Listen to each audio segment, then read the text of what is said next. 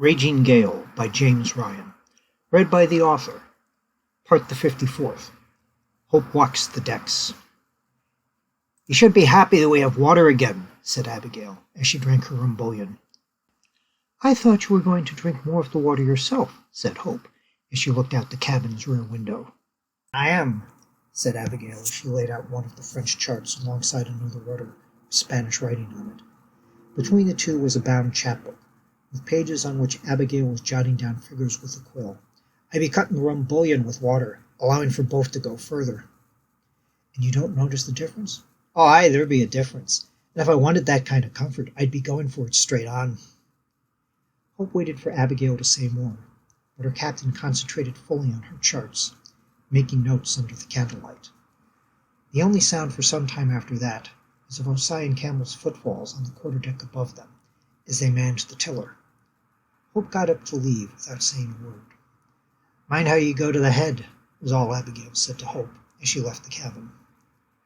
Hope felt relief as she walked out on deck, having expected to be thoroughly pilloried by Captain Sanders for her earlier indiscretion. As she closed the cabin door, Hope saw the gale doing a good clip in a steady close starboard wind. With so little pitch as the ship headed into the night, she wondered what Abigail had been warning her about. As Hope walked towards the bow, she saw Gore halfway out the hatch, leaning on his elbows while talking to Simon, who had his back against the gunwales as he smoked a pipe. They both looked at her and nodded before they continued their conversation in Dutch.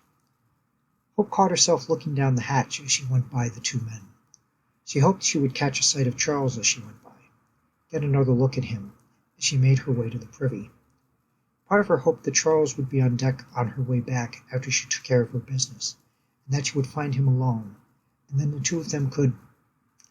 As she tried to finish the thought, Abigail's warning came back to Hope with great force, and with that, her casual comment hit Hope far worse than any direct statement she might have received. Hope stood there against the starboard gunwale, not sure if she should continue towards the bow or head back to Abigail's cabin. Part of her wanted to plead for forgiveness, the guilt in her tearing at her insides.